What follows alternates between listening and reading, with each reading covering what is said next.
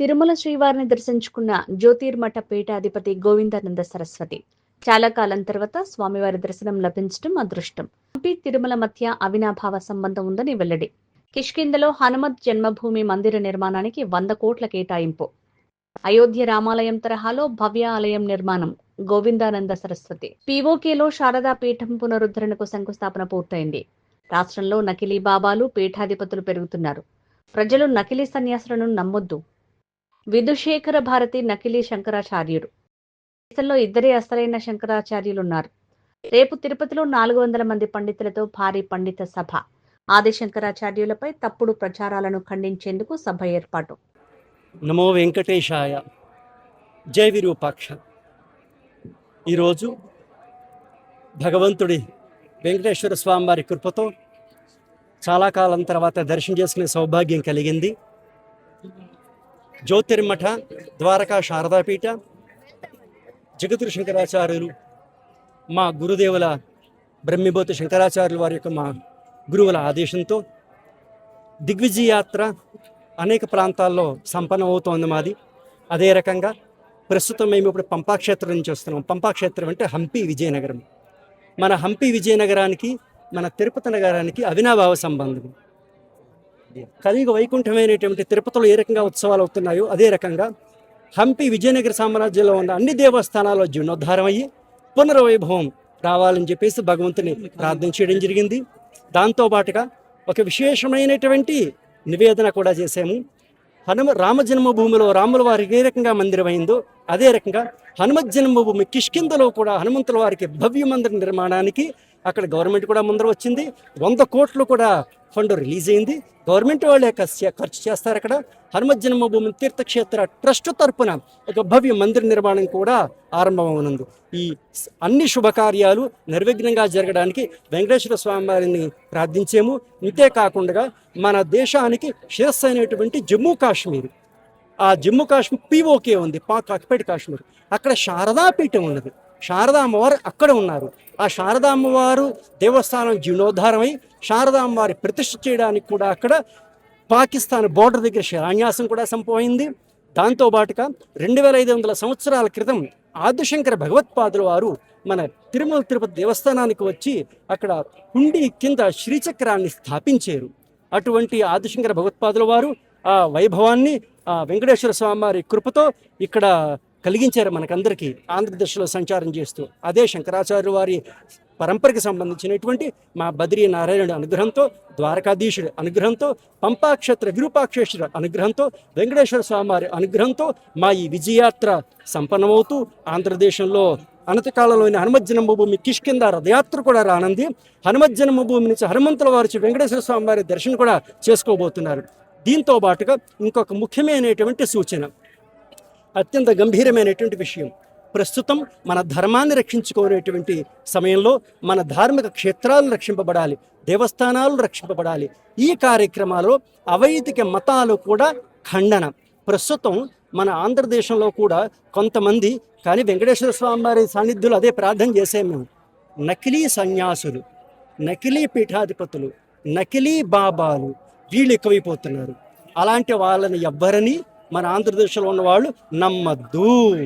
కాబట్టి ఆ నకిలీ బాబాలు, నకిలీ పీఠాధీశులు, నకిలీ శంకరాచార్యులు విషయంలో జాగ్రత్తగా ఉండండి. ఒక 2 రోజులు బట్టి ఒక నకిలీ శంకరాచార్య, నకిలీ పీఠాధీశులు అనే చెప్పుకునేటువంటి ఒక వ్యక్తి కూడా కర్ణాటక నుంచి వచ్చి ఇక్కడ తిరుమల తిరుపతిలో తిరుగుతున్నారు. కాబట్టి వాళ్ళకు కూడా మేము చెప్పేది ఏమిటి అంటే, శృంగేరి మఠానికి సంబంధించిన శంకరాచార్యుల వారు భారతీయ తీర్థస్వామి వారు శృంగేరిలోనే ఉన్నారు.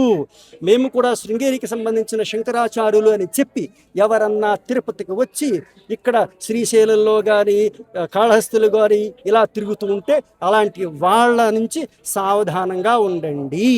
దేశంలో ప్రస్తుతము 2 మాత్రమే శంకరాచార్యుల వారు ఉన్నారు. ఒకటి పూరి గోవర్ధన పీఠాధీశ్వరులు నిశ్చలానంద సరస్వతి స్వామి వారు, ఇంకొకరు శృంగేరిలో భారతీయ తీర్థ మహాస్వామి వారు మాత్రమే. వీరే పరంపరాగతంగా ఉన్నట్టు శంకరాచార్యుల వారు. ఇంకొకటి ఆదిశంకర భగవత్పాదుల వారు వచ్చి 2500 సంవత్సరాలైంది. కాబట్టి కొంతమంది 1200 అంటున్నారు. అలాంటి అబద్ధపు ప్రచారాలని ఎవరు ఈ ప్రమాణంగా స్వీకరించవద్దు. కాబట్టి ఆ, ఈ మన ధర్మాన్ని మనం కాపాడుకోవాలంటే దేవస్థానాలు కాపాడబడాలి, క్షేత్రాలు కాపాడబడాలి. మన గురువులు ఎవరు, ఆచార్యులు ఎవరు, సన్యాసులు ఎవరు? ఇప్పుడు రోడ్డుకి జగద్గురువే, రోడ్డుకి శంకరాచార్యులే. అలా అవ్వకూడదు, తప్పది. కాబట్టి ఇప్పుడు 2 రోజులు ఈ విశాఖ కర్ణాటక నుంచి వచ్చి నేను శంకరాచార్య అనేటువంటి ఎవరైతే తిరుగుతున్నారో వాళ్ళకు కూడా సావధానం చేస్తున్నాం.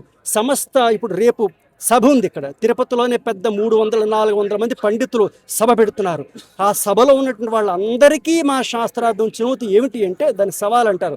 ఆదిశంకర భగవత్పాదుల వారు 2500 సంవత్సరాల క్రితం తిరుమలకు వచ్చారు, 1200 సంవత్సరాల క్రితం కాదు. కాబట్టి అటువంటి అబద్ధ ప్రచారాలు మీరు పండితులు కూడా ఖండన చేయాలి. అంతేకాని దక్షిణలకి, ఈ యొక్క సన్మానాలకి, శాలువులకి ధర్మాన్ని బలి చేయకూడదు. కాబట్టి సమస్త తిరుపతిలో రేపు ఆయన పేరు కూడా చెప్పేస్తాం, విధుశేఖర భారతి అని ఆయన శృంగేరి నుంచి వచ్చారు. నేను శంకరాచార్య అని చెప్పుకుంటున్నారు, అది తప్పు. వెంకటేశ్వర స్వామి వారి సన్నిధిలో చెప్తున్నాం, ఆదిశంకరాచార్యుల వారికి ద్రోహం చేస్తున్నారు. అటువంటి ద్రోహ కార్యాలు చెయ్యకూడదు. కాబట్టి మీరు ఉత్తరాధికారిగా ఉంటే ఉత్తరాధికారిగా ఉండండి, అంతే. ఆయన ఇప్పుడు మన శ్రీశైలంలో వెళ్ళినప్పుడు బలవంతంగా అమ్మవారి గర్భగృహంలోకి వెళ్ళిపోయారు, పాపం చేశారు. ఇక్కడికి వచ్చిన తర్వాత తెలిసిపోయింది వెంకటేశ్వర స్వామి సాన్నిధ్యంలో అంతా అకౌంట్ అంతా లెవెల్ అయిపోతుంది కదా. ఇక్కడ ఏమిటి ఆఫరింగ్లు లేవు. పీఠాధీశులు అయితే పూర్ణకమ స్వాగతంతో తీసుకొస్తారు, పీఠాధీశులు అయితే అక్కడ ఏనుగు వెళుతుంది, అన్నీ ఉంటాయి. కాబట్టి ఈయన పీఠాధీశుడు కాదు అనేది నిర్ణయం ఇప్పుడు తిరుపతిలో అయిపోయింది. కాబట్టి ఇలాంటి చేష్టలు, అధర్మ కార్యక్రమాలు విధుశేఖర భారతీ స్వామి వారు చెయ్యొద్దు అని ఈ మీడియా ముఖంగా కూడా అక్కడ రేపు అయ్యేటువంటి పండితులు, పెద్ద పెద్ద పండితులు వస్తారు. హనుమ జన్మభూమి విషయంలో కూడా పండితులు అలాగే తిరుపతిలో కూర్చొని తప్పు చేశారు, వాళ్ళకి తెలిసిన తర్వాత. అలాగే రేపు 14వ తారీఖు అవ్వబోయే సంపూర్ణ సభలో కూడా వీళ్ళందరూ జాగ్రత్తగా ధర్మాన్ని కాపాడడానికి అక్కడ ఉండాలే తప్ప అధర్మాన్ని పెంచి పోషించడానికి కాదు. కాబట్టి విధుశేఖర భారతీ స్వామి వారు నకిలీ శంకరాచార్య, ఆయన శంకరాచార్య కాదు. విధుశేఖర భారతీ స్వామి వారు పీఠాధీశ్వరులు కాదు అని ఇక్కడ మేము డిక్లేర్ చేస్తున్నాం వెంకటేశ్వర స్వామి వారి సాన్నిధ్యంలో. నారాయణ. తిరుమల క్షేత్రం నందు రాజకీయ ప్రసంగాలు చేయడం మరియు అభ్యంతరకరమైన రీల్స్ చేయడం సామాజిక మాధ్యమాల్లో திருமலையில் அரசியல் சார்ந்த முறைகள் நிகழ்த்துவது எதிர்ப்பு விதிமுறைகளை மீறினால் சட்டப்படி நடவடிக்கை எடுக்கப்படும் திருமலை திருப்பதி தேவஸ்தானம் எச்சரிக்கிறது.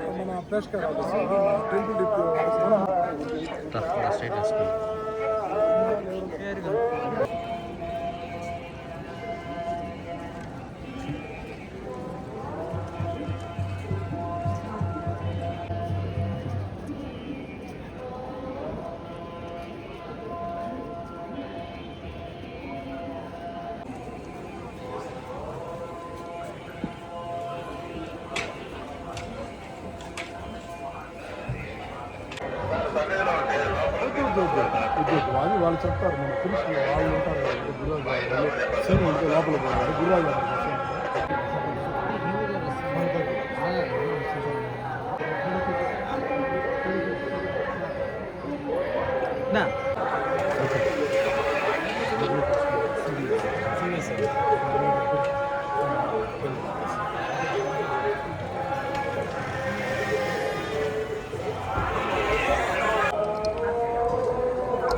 సార్ అడా అండి సార్ 1 సెకండ్ సార్ అక్కడ ఉన్నాను సార్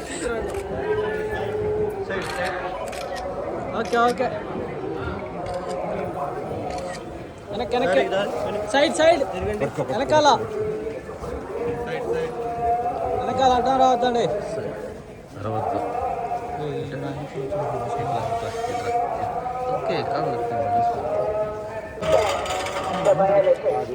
ఓం నమో వెంకటేశాయ.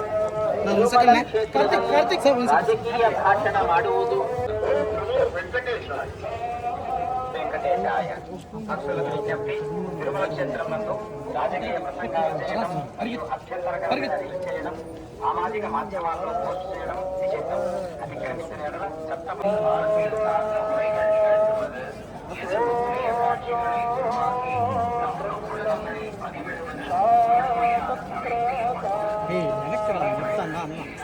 சட்டப்படி நடவடிக்கை எடுக்கப்படும்.